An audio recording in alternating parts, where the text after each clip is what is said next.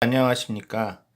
오늘 소개시켜 드릴 책은 유로, 공동통화가 어떻게 유럽의 미래를 위협하는가. 저자는요, 2001년도 노벨상 수상자 유명한 경제학자죠. 조지프 스티글리츠 교수님의 책입니다. 책은 이렇게 생겼습니다.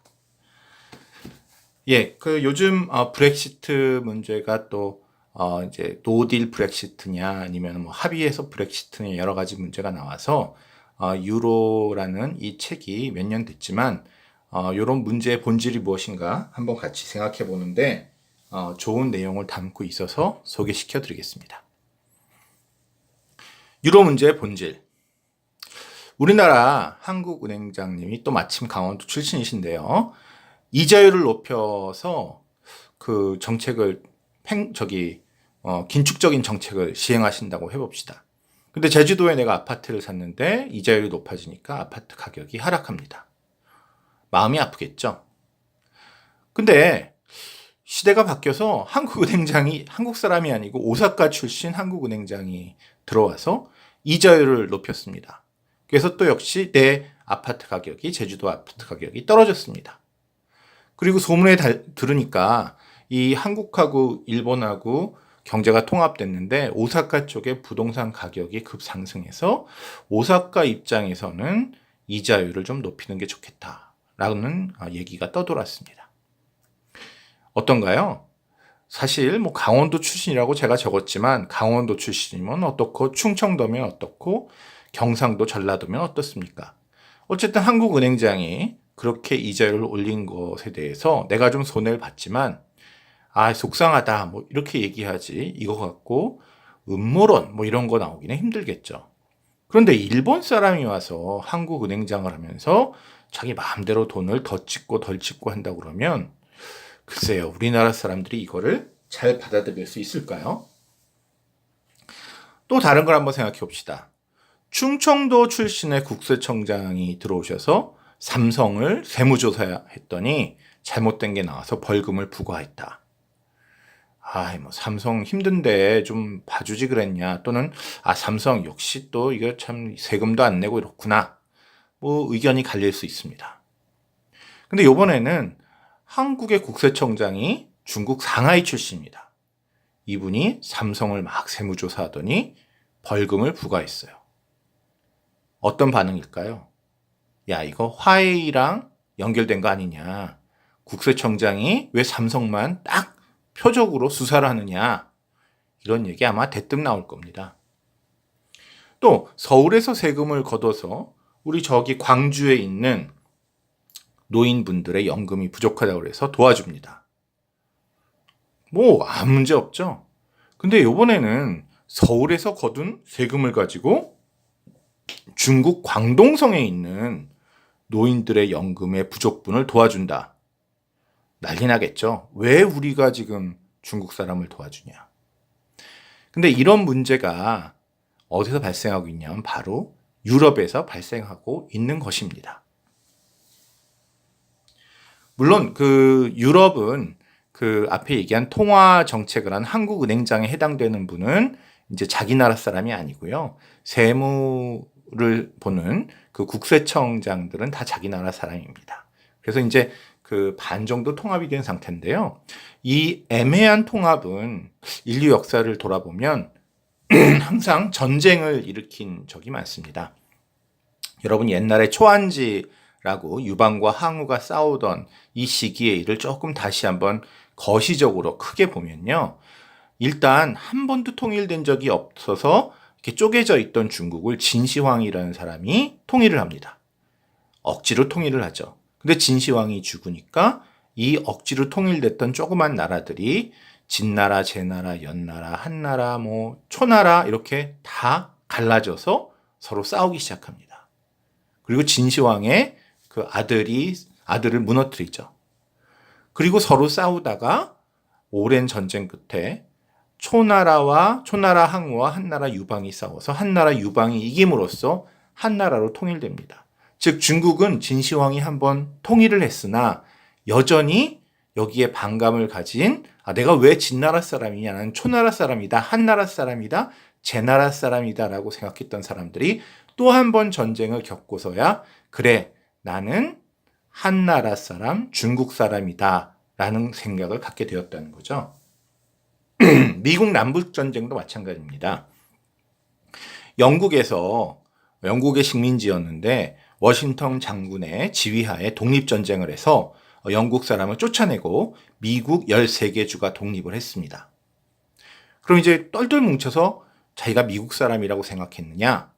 그런데 얼마 후에 남북전쟁이 일어났죠.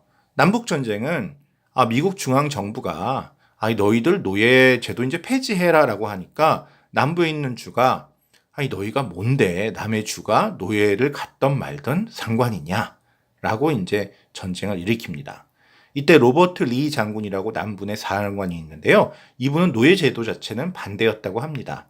그렇지만 북부군의 사령관을 하지 않고 남부군 사령관을 한 이유가 나는 미국 사람이기도 하지만 그 이전에 버지니아에서 태어난 버지니아 주 사람이기 때문에 나는 북부군 장군이 돼서 버지니아 주 내 동포들과 싸울 수 없다. 그래서 나는 내 노예제도에 대한 신념은 다르지만 나의 나라 미국이 아닌 버지니아를 위해서 싸우겠다라고 해서 남부군의 장군이 되었다고 합니다.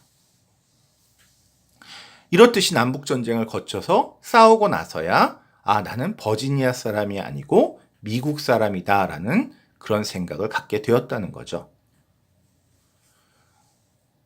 타국의 경제 문제에 개입한다는 건 사실 되게 민감한 문제입니다. 그리스 정부가 지나친 복지 예산을 편성해서 정부 돈을 낭비하고 있다. EU가 이걸 압니다. 유럽 정부가. 그렇지만 너 그만 써라 라고 얘기하기가 힘들죠. 저희 나라 정부가 우리 한국 정부가 무슨 일을 하는데 일본 사람이나 중국 사람이 와서 그렇게 하지 마라. 그럼 아무리 옳은 말을 해도 아니 왜 남의 나라 와서 네가 이런 얘기를 하느냐 라고 반응을 할 게 뻔합니다. 반면에 유로라는 공동통화가 생기면서 그리스 정부가 경기 부양을 위해서 막 통화량을 좀 늘리고 돈을 경제에 뿌리려고 하면 EU가 그건 너희 맘대로 못해. 왜? 그리스 통화가 아니라 유럽 통화 유로기 때문에 그거는 너희 맘대로 못하고 우리 허가를 받아야 돼 라고 합니다. 그래서 그리스 정부가 잘못된 정책을 하는 거를 관여할 수 없는 EU도 답답하고 또 EU 때문에 마음대로 돈을 뿌려서 자기 경제를 살리지 못하는 그리스도 답답한 거죠. 이런 답답함이 겹치면 어떻게 되겠습니까?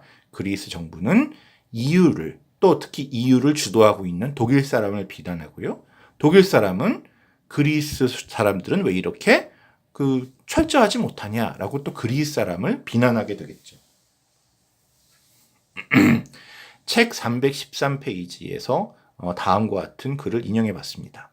현재의 어중간한 유럽은, 즉 어중간하다고 그런 거는 화폐 통화 정책 면에선 통합이 됐지만 그 외에 재정 정책, 세금 이런 데는 전혀 통합이 안 되고 자국의 자치권이 보장된 걸 얘기하는 거죠.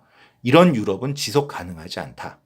더 긴밀한 유럽, 즉 완전히 하나의 나라가 돼서 세금도 걷고 유럽 중앙정부가 그 다음에 어떤 공공정책도 다 복지정책 이런 거를 다 유럽 중앙정부가 결정하는 이런 긴밀한 유럽이 되든지 또는 더 느슨한 유럽, 즉 유로라는 공동통화를 아예 포기하고 옛날처럼 이탈리아는 리라, 프랑스는 프랑, 독일은 마르크 이렇게 쓰는 더 느슨한 유럽으로 가든지 둘 중에 하나일 수밖에 없다. 즉 경제 통합과 정치적 통합이 더 진전되든지 아니면 현재 형태의 유로존을 해체해야만 한다라는 이 책의 요지가 나와 있습니다. 브렉시트 요새 큰 문제죠. 영국 어선에게 독일에 있는 관료가 여름에는 이 물고기를 잡지 마세요. 청어를 잡지 마세요. 이런 식으로 얘기를 합니다. 기분이 나쁘겠죠. 또 영국 바다에 프랑스, 노르웨이 배가 막 들어와서 고기를 잡아갑니다. 영국 사람은 아니 왜 다른 나라가 잡아오냐? 라고 하면 이게 EU가 지금 유럽이 다 같은 나라예요 라고 얘기한다는 거죠. 물론 영국 사람도 프랑스 가서 뭐를 잡아올 수도 있고 프랑스 사과를 따올 수도 있겠지만 어쨌든 영국 사람 입장에서는 기분이 나쁘죠. 또 영국 사람에게 영국에서 거둔 세금으로 우리 그리스가 어려우니까 그리스를 도와주겠습니다. 아니, 우리도 어려운데, 우리도 실업자 많은데 그리스 실업자를 도와준다. 이해하기 힘들겠죠. 이 모든 것이 뭐냐면 영국 사람이 그리스, 프랑스, 독일 사람을 같은 나라 사람으로 여기지 않는다. 즉 정치적으로 같은 국가라고 정치 통합이 아직 이루어지지 않은 상태이기 때문에 이런 정치 통합이 이루어지지 않은 상태에서 경제적으로 통합한다는 것이 만들어낼 수 있는 이런 여러 가지 부작용이 작용해서 발생한 것이 브렉시트라는 거죠. 그리스와 피익스, 즉 포르투갈, 이탈리아, 스페인 같은 나라들은 사실 경제적으로 잘못하는 게 맞습니다. 예, 좀 경제를 건실하게 열심히 일하고 저축도 많이 하고 덜 쓰고 이러면 좋겠는데 글쎄요, 게으르다고 그럴지 조금 무책임한 면이 있죠. 그런데 스티글리츠 교수는 이렇게 얘기합니다. 모든 학생이 전교 1등 같이 행동할 수는 없다. 그리고 모든 나라가 경제적으로 너무 훌륭한 독일같이 행동하라고 요구할 수도 없다. 이런 피그스, 그리스, 포르투갈 이런 나라들을 질책해서 잘하도록 해서 잘하게 하면 좋겠으나 현실적으로 그건 너무 어렵고 결국은 잘 사는 영국, 독일, 프랑스가 혼을 내지 말고 그래, 그리스, 포르투갈, 이탈리아 너희 열심히 하는데 참 어렵구나 라고 도와주는 방법밖에 없다는 거죠. 사실 같은 나라에서 우리나라에서 서울이 잘 살고 지방이 못 산다고 해서 저희가 지방을 막 혼냅니까? 그렇지 않습니다. 지방은 또 지방 나름대로 어려운 점이 있다라고 해서 서울에서 거둔 세금으로 또 지방을 도와주기도 하고 이럽니다. 그렇기 때문에 이렇게 우리가 같은 민족이고 서로 돕는데 아무 문제가 없어야 된다라는 생각을 갖지 않는 이상 경제통합이 어렵다는 거죠. 경제통합을 먼저 하고 이 경제통합을 기초로 정치통합을 나중에 하자는 것이 아마 3, 40년 전에 유럽연합을 처음 만든 정치인들의 생각이었고 또 유로라는 공동통화를 만들어서 경제통합을 이끌었던 사람들의 생각이었을 겁니다. 그런데 유로를 통해서 이런 시도를 한 지 거의 20년이 된 현재의 입장에서 보면 이런 경제를 우선 통합해서 정치 통합을 이룬다는 것은 실패했을 뿐만 아니라 오히려 역효과를 냈다는 거죠. 경제 통합에서 나타나는 갈등과 부작용 때문에 오히려 어느 정도 되어 나가고 있던 정치 통합마저 힘들어졌다. 이렇게 스티글리츠는 분석하고 있습니다. 그래서 정치 통합 없는 경제 통합은 갈등만 증폭시킬 뿐이다. 따라서 정치와 경제 통합을 동시에 확 이루든지 아니면 그 경제 통합을 미루고 그 FTA처럼 그러니까 유로라는 공동 통화를 포기하고 그래 우리는 다른 나라다라는 거를 인정한 채로 따라서 영국 사람은 가난한 영국 사람을 돕지만 가난한 그리스 사람을 그렇게까지 도울 필요는 없다라는 것을 인정하고 들어가면 오히려 더 EU가 먼 훗날 통합될 수 있는 방법을 찾을 수 있지 않을까. 스티글리츠는 이렇게 주장하고 있습니다.